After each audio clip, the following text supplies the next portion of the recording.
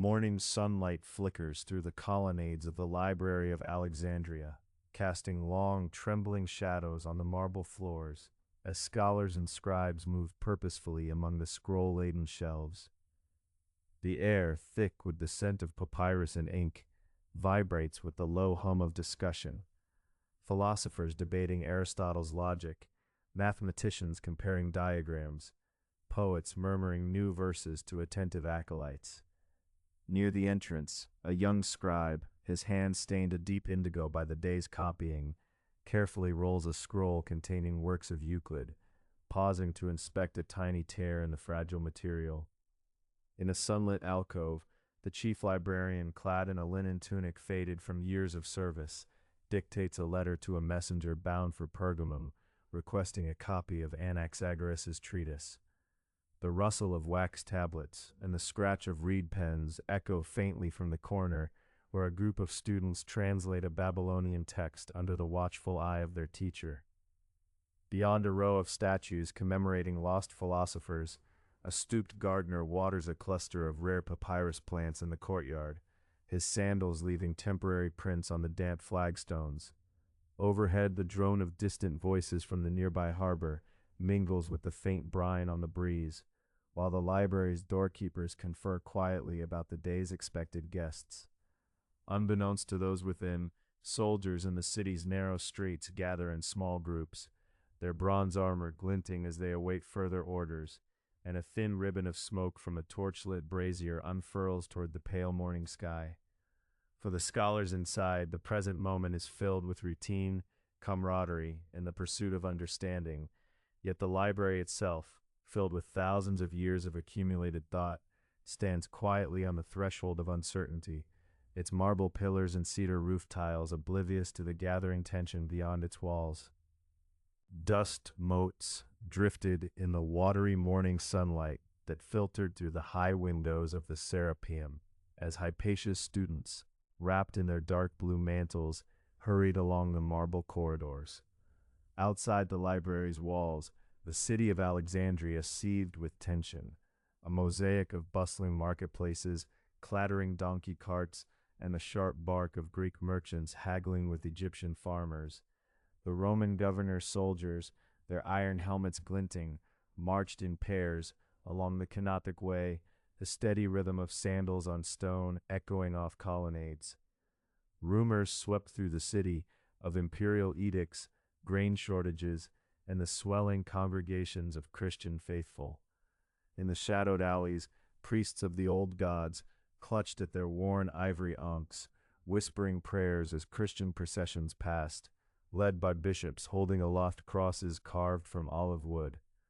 The scent of incense and the acrid smoke of burning papyri mingled in the air, a sign of mounting hostilities. In the heart of Alexandria's Jewish quarter, scribes hunched over their long tables, copying sacred texts in hurried script, while outside young boys tossed pebbles at passing Roman patrols, earning sharp rebukes from their mothers.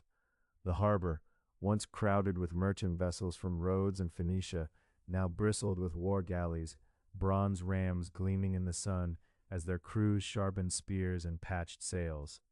On the steps of the museum, philosophers debated in urgent voices about the fate of knowledge and the responsibility of its guardians, casting worried glances at the growing gatherings of Christian zealots in the adjacent square. The great lighthouse, its beacon wavering in the midday heat, stood as a silent witness to the unrest, while dockhands muttered warnings about cargo inspections and the rumors that some scrolls had already been spirited away by anxious scholars. In smoky tavernas, sailors recounted tales of the emperor's displeasure and the whispers of insurrection. Within homes lining the crooked streets, families gathered near crackling oil lamps, mothers stitching torn tunics as fathers fretted over diminishing grain stocks and the rationing decreed by imperial magistrates.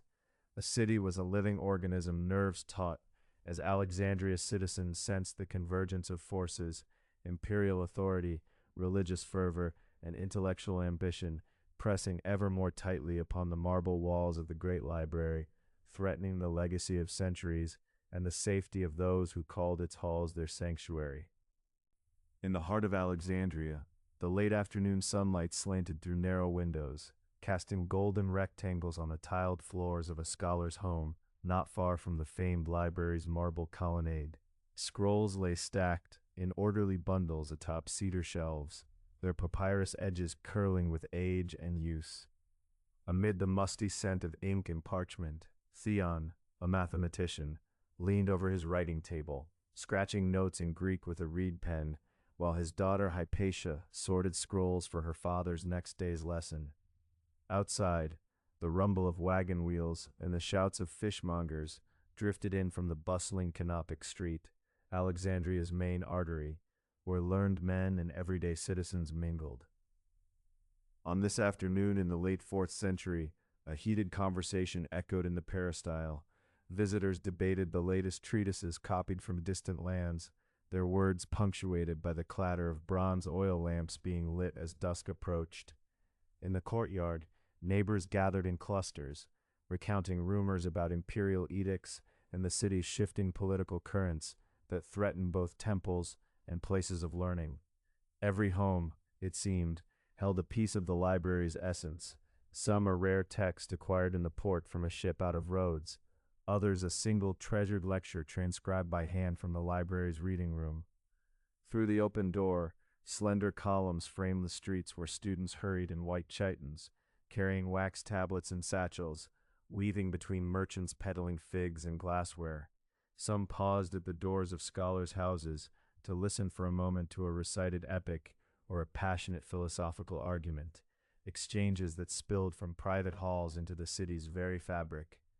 At nightfall, as the city's torches flared, Hypatia carefully rolled up her father's scrolls, wrapping them in linen to shield them from the damp, and stored them in a chest at the foot of her bed, a small act of preservation in a time when the library's grandeur, once gleaming with thousands of texts, was increasingly shadowed by uncertainty. In the hush of twilight, the gentle murmur of conversation and the rustle of parchment were reminders that within these walls and along these winding streets, the pulse of Alexandria's intellectual life continued to beat, sustained as much by private hands and homes as by the once miraculous halls of the vanished library. It was in the year 391 CE, under the reign of the Roman Emperor Theodosius I, that the course of the Library of Alexandria veered toward a moment from which none could return. On the stone-paved streets outside the Serapeum, the grand annex that housed thousands of scrolls after the original library's uncertain fate, Alexandrian citizens gathered in uneasy clusters, the air thick with apprehension and the acrid scent of smoke lingering from recent riots. Bishop Theophilus, commanding a crowd of fervent Christians, strode beneath the colonnades, his robe catching on the marble steps as he raised a hand to the walls adorned with ancient papyrus catalogs. With imperial edicts in hand, he led his followers past rows of stone statuary, many depicting gods now condemned as pagan, and ordered the toppling of their forms.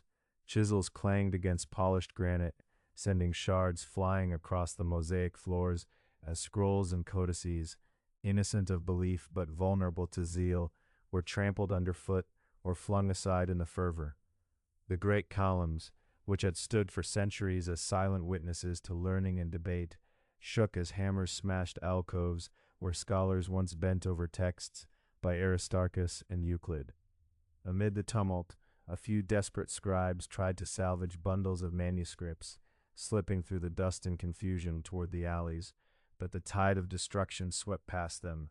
The steady crackle of burning parchment rose above the din, blending with the shouts of the crowd and the echoing collapse of statues. By dusk, the Serapeum was reduced to a shell, its doors splintered, its treasures scattered or set alight. The city's guardians of knowledge, librarians, philosophers, translators, stood outside the wreckage, faces glazed with soot and disbelief. The irreversible had occurred, not with a sudden bolt, but in the relentless human-driven dismantling of stone, scroll, and sanctuary. As the city's evening wind swept through the open, ruined halls, carrying with it scraps of charred papyrus, the library's legacy teetered on the brink, and the rhythm of Alexandria's scholarly life faltered in the shadow cast by the day's violence. In the immediate aftermath of the Library of Alexandria's decline, the city's scholars and citizens faced a tangible void, one that rattled the marble halls where whispers of knowledge had once echoed. The most studious among them, accustomed to consulting Ptolemaic scrolls upon papyrus shelves, now found only empty alcoves and broken pottery scattered across the stone floors. The sudden absence of the library's resources forced local mathematicians, astronomers, and poets to gather in the shaded colonnades or the remnants of lecture rooms, where they attempted to recall lines from vanished texts or reconstruct treatises from memory. Greek and Egyptian scribes, whose hands had once meticulously copied out the works of Euclid or Herophilus, now turned to salvaging loose papyrus fragments from the rubble, clutching them protectively as if each slip contained the last vestiges of civilization's wisdom. Apprentices, eager and anxious, listened as older scholars verbally recited passages they had once read together by the flicker of oil lamps, striving to preserve the fading words through repetition. The library's courtyard, battered but not yet silent, became a gathering point for debate and oral transmission, with voices raised in an urgent attempt to hold on to ideas that might otherwise dissolve into the salt air of Alexandria's harbor. On some mornings, fishermen hauling their boats along the shore found scraps of parchment washed up beside driftwood, remnants of treatises that had been discarded or lost during the city's upheavals. Local artisans began to craft small wooden boxes to house whatever scrolls or fragments survived, their efforts less about preservation than about honoring memory. This collective visible striving, the pacing of scholars, the clutching of battered scrolls, the impromptu gatherings beneath toppled columns, gave physical form to an otherwise invisible loss, imprinting the event deeply into the daily life and psyche of Alexandria's people. Over time, as the city's intellectuals dispersed in search of new patrons or more stable repositories, stories of the vanished library were carried beyond Egypt's borders. In the bustling marketplaces of Rhodes or on the sunlit terraces of Pergamon, travelers would recount scenes of the ruined halls and the sorrowful processions of scholars, weaving their own experiences into the emerging legend. Even as the physical structure faded, these memories became a living inheritance, sustained by the visible actions and rituals of those who remained, determined to keep the echo of learning alive.